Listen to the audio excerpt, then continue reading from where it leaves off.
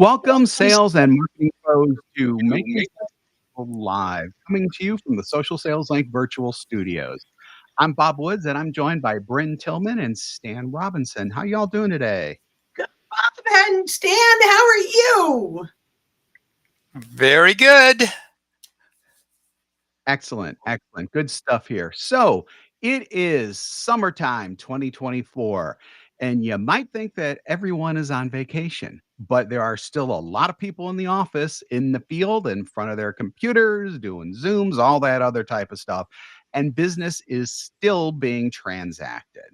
So, with that in mind, we have 7 activities you can undertake during the summertime so that your book of business is burning as bright as the hot summer sun. And it's been pretty hot here. So, Oh, I think it's been kind of hot everywhere Yes. from what it seems like. Yes. So, guys, let's get this right underway with Bryn. Do you want to take number one there that we have? yeah. So number one is activity that we can be doing in the summer is let's just take an audit of our mission, our vision, our story. Let's take a look at what have the challenges been that our clients have had over the last, 6 months or so. What are some of the solutions we brought? Have they evolved from a year or two? For us, the last 18 months to 24 months has had a significant evolution with adding AI into what we do, right? So it's really time that we take a look at our messaging. Are we incorporating all of the new things that we're doing? Are we taking a look? Is there a new market that we're serving? So what we're saying is one of the best activities you can do this summer is really just take inventory of everything going on inside of your company and make sure what you're actually doing is aligning with what your marketing message says, what everything on LinkedIn is saying, and so forth. So your website, even really just take a deep dive. Yeah, yeah. So, yeah, essentially, it's to take a step forward. You need to not necessarily take a step back, but maybe go up a little higher and really look at things from that proverbial 30,000 foot view, and make sure that your mission is still there, your vision is still there. Do you have new challenges? I think that's fantastic, Stan. Yes, I was just going to say, and it applies to your clients as well. What new Yeah. challenges do they have? And we're dealing with AI. They probably are also. And there probably will be others that they're facing. Yeah, and once we've done that, we now have the opportunity to update our marketing messaging, the way that our content. But if we don't take an audit of where we are and ensure that we're aligning with our targeted market, we're missing the boat. And so the summer is a great time to do this. Yeah, and actually what Bren touched on in terms of looking at marketing and things like that spins really well into our second point, which is the LinkedIn profile. So we were talking about the entire business and things like that before. Now let's talk a little bit more about more personal things, and that starts with potentially updating your profile. So look at it. Is it still relevant? Does your banner still speak to what you do? Your headline, does Mhm. it focus on who you are currently helping, how you're helping them, the services that you provide, and the benefits that you bring to people who work with you? Is your featured section stocked with good current content? So I've always used the analogy of the featured section is like the produce section of a grocery store. Do you have the freshest, best stuff out there that people will see as appetizing? And of course, in this vein, with the type of content that they can use, that they want to consume, that they need to consume for them to be successful in their businesses. So, I mean, look at every single thing in your profile spin it up to what Bren was talking about before, as you evaluate your mission, vision, challenges, and all that stuff, you can bring that entire thought process down to the more granular level with your profile as well. I love it. Stan, you have Yes, so any? true. Yeah, you have any Yeah, more? and also just take a look at, along with your profile, are there any new features that LinkedIn has added that Mm, may be helpful to you? Mhm. Like request services, for example. If you offer services, that's still relatively recent, and we're buried in this world, so all of this is we're keeping up with it. But most of you listening are not. So it's a good time to take an audit of, okay, what's new on LinkedIn that I mhm. can take advantage of? Talk a Yeah, and little that goes bit beyond about the pro. Stan, just talk a little bit about request services. I think that's a big one. So I want to make sure people It are getting that. it in short, because it's an area that I have to update as well, but in short, it's what we call the one area on LinkedIn where you should sell. It's Mhm. there Mhm, so you can talk about what you offer, you can promote your offering. That's where you can sell. That's where you're mhm, expected to sell. You can provide pricing. You can say, follow up with me for pricing, outline exactly what you offer. mhm. And so those are the main things. So I have now closed 3 pieces of business from request services. So that's pretty exciting. So I love that. Very, Yeah. So very. what's next there, Bob? Next is taking inventory of your Mhm. connections, which is always a good one. And Bryn, I know, loves to talk about taking inventory of connections. So we're going to let her fly with this one. Awesome. There's really 2 ways to do this. One, you can export your connections and you'll get first name, last name. There is a column for email. You won't get a lot because people have to opt into that. You'll get their LinkedIn URL. So you can click on that to get back to their profile, their role, their company name, and the date you connected. So at the very top is their most recent connection. There's such great value in this, right? Because we've got hundreds, if not thousands, of connections that we're ignoring. So the summer is a fabulous time to start to take inventory. If you're a little bit slower in some other areas, kind of invest a couple of hours, and you get this in a CSV file, so you can open it in an Excel or a Google spreadsheet and create a column on the left hand side where you can take inventory. Now, we often say CPR, client prospect referral partner. It's also breathe life back into your connections. Have a little fun with that. But ultimately take inventory. Who are the people that we're ignoring that we really should be having conversations with? The other one is search. Stan, talk a little bit about search. That you could search your first degree connections. Search it connections. Yes. So LinkedIn is wonderful because it's such a large database if you want to look at it that way. But if you weren't able to search by keywords like title and a number of other areas, location, etc., wouldn't be very helpful. So the fact that you can search, and we're talking about free LinkedIn. Mhm. Sales Navigator has a Mhm. whole slew of additional search filters, but free LinkedIn, the search is extremely powerful in terms of what you can do. So you can look at your first degree connections, you can look at how many of them meet your ideal customer profile, and see who you want to follow up with. Because as Bryn said, they're people that you're connected with, but probably haven't been in touch with in a while. Mm, yeah, I love that. Yep. Anything you want to add, Bob, or are we going to the next one? Um, I think we've kind of encompassed everything there, especially because our next one dovetails pretty well out of what we were just talking about. It's a little bit of a flip on it though. So ensure you're connected to everyone you're Mm, engaging with. So there have been times where it's like where I've looked at someone and I was on LinkedIn later and wanted to message them and I looked them up and it's like they're a secondary connection. How the heck did that even happen? How are we not connected? I'm mhm, sure that if you're like me, if you're like everyone else out there, you probably have people in your or people who are similar to that with you who are not first degree connections, yet you're talking with them all the time. So why not connect with those people? Also, look at your CRM. Look at people who you just email back and forth with. See if you're connected with them. If you're not, connect with them, and they should know you already, so you don't have to go through, kind of a song and dance to try to get them connected to you. Once that request comes through, they should know, and it's like, oh yeah, they'll probably have the same reaction you did. Why am I not connected with this person? I should just connect with them. So I mean, it's Yeah. it's a real easy thing to do, yet it's something that you should be doing.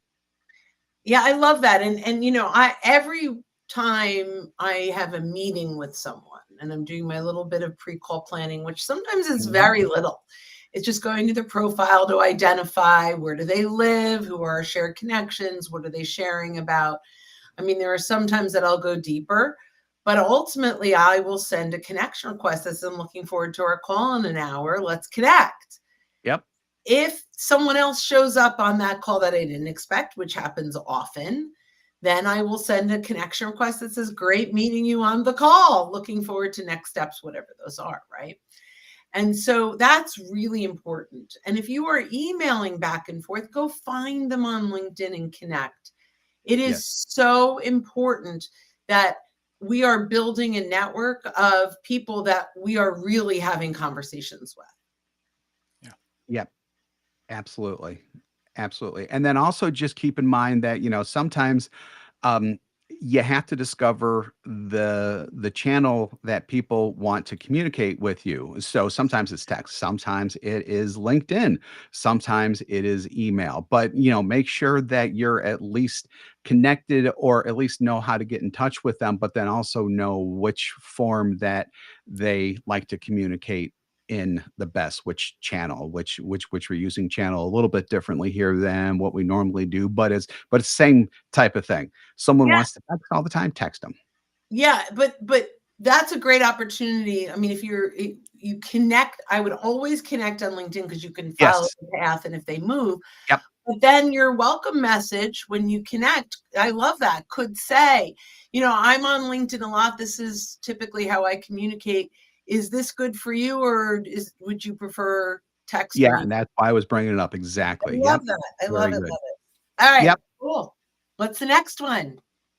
Networking Zoom calls. So, it's a good time to either sit in front of the desk or, heck, maybe even drag your computer outside, make sure you got Wi-Fi or a mobile there next to you that has internet access. And just do 15-minute, and I hate using the term catch up calls, but this is probably one area where a catch up call wouldn't be such a bad thing, just to find out what's going on in that other person's life. You're not trying to make a sales here. You're just networking to catch up, to see if there's any way, and I mean any way, that you can help them, or maybe they'll come up with a way that they can help you. Really get those networking skills going again, because that's probably how you built your business. If not, you should be using them to build your business. Really just start reinforcing your network and really building a good foundation with these people. So I love that. And if you have any kind of association, so I just joined the C-Suite Network with Jeffrey Hazlett and his lovely crew. And there are hundreds of people for me to network with. There's a directory for me to go in. And what I'm going to do is I'm going to look at who are the people that I can refer and can refer us. Hmm. Right. And that's where I'm going to start. So you're right, Bob. This is not networking for sale. This is really networking literally for the sake of networking so that you can help Yep. one another. Now, once you have a good rapport, and I would never do this on the first call, but once you have a good rapport, you can open up your network to them and say, hey, take a look at who I'm connected to.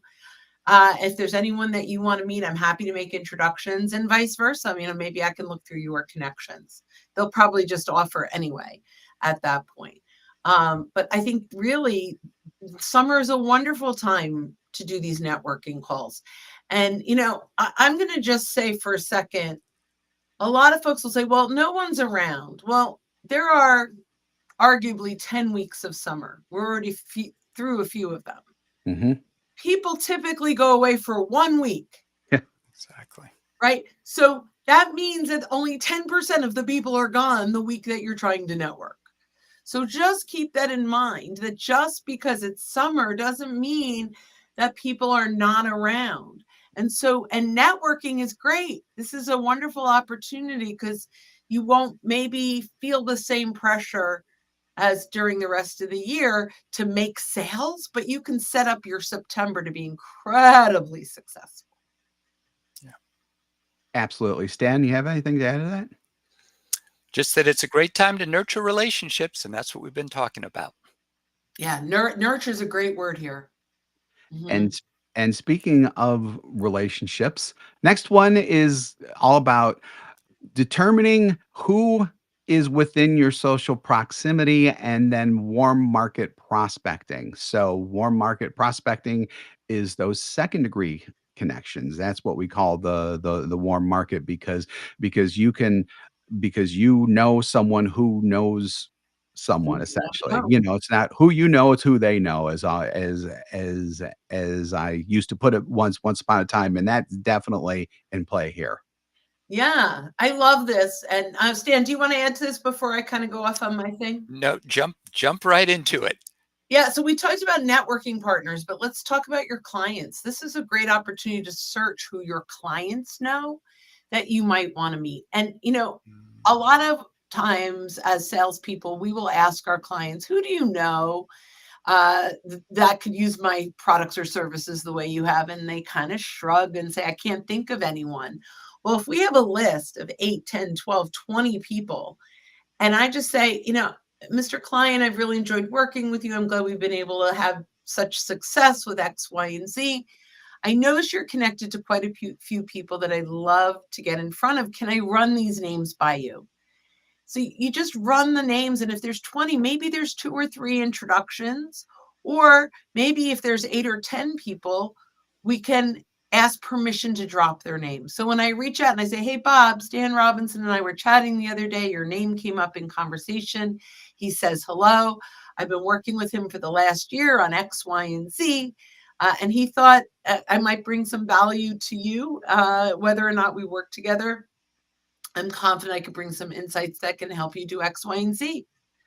Right. And then when we do this, we are now leveraging our warm market, our social proximity to start conversations with our targeted buyers through our trusted, clients that already trust us and love us.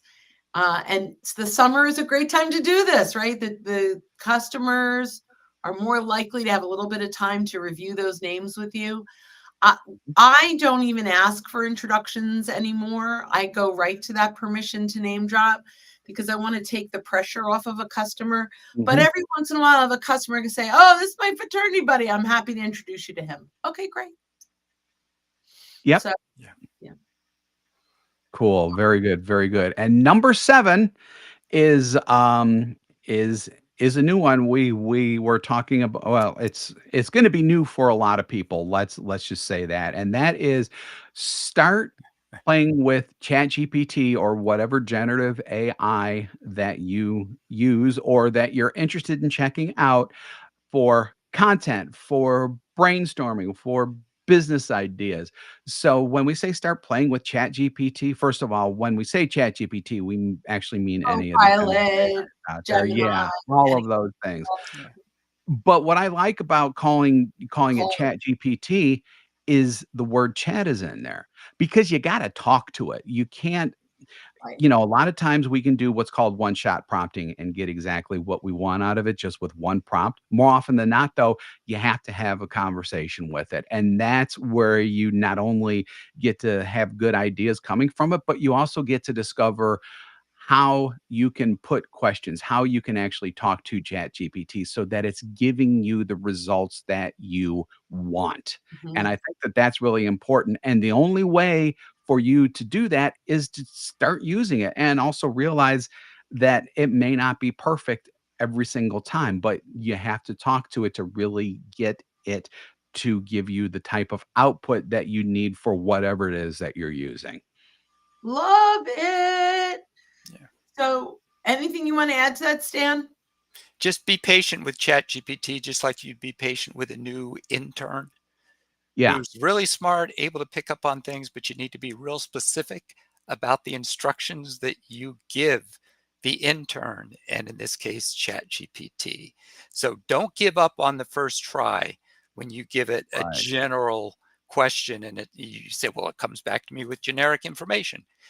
Mhm. You'll learn to be more specific as you go. Yeah, Yep. and you can up if you have, and I think 4O does this. I know that our paid for does this, but you can upload if you have content in a Word doc or a PDF or anything that has your point of view, you can upload that or even link to your website and it will start to learn how you think. Yep. ChatGPT now has memory, so Yeah. especially in 4 and 4.0. So yeah, definitely. And I'm assuming that the other ones are really coming along with that too. And if not, you can always upload those every single time. Especially that's especially good when you're creating content because you want it to sound like you. Always remember though, never just copy and paste anything directly out of it into something else. You have to my and this is where my hammering down of read it out loud, always you should always do that to make sure that it sounds like you. And we're starting to talk about the 80-20 rule. 80% chat, 20% you. Yep. Mhm. Absolutely, absolutely. So summertime doesn't have to equal a slow time for you. Use these tips and tricks to up your activity in the summer and hopefully up your revenues as well. So thanks for joining, guys. Appreciate it. Hope your summer is going well so far, by the way. Yeah, and hopefully Yep. everyone's activity is going to increase just a little bit. We'll have a little Yep. bit more fun, and we're going to take this summer seriously. Very seriously, indeed. Yeah. So, thanks again for joining us for this episode of Making Sales Social Live. If you're with us live on LinkedIn, YouTube, Facebook, or X right now, we do this every week. So, keep an eye out for those live sessions. If you're listening to us on our podcast and you haven't subscribed already, go ahead and hit that subscribe or follow button to access all of our previous shows and be alerted when new ones drop. More info is available on our podcast at socialsaleslink.com/podcast. We do 2 shows weekly. We do this one and our interview series where we talk with leaders and experts in sales, marketing, business, and many, many more areas. So when you are out and about, be sure to make your sales. Oops. Social. Social. Someday we'll We're get it. we're nailing it. We are just Oh, I don't nailing know. it. Like I hit my, yeah. Guys, have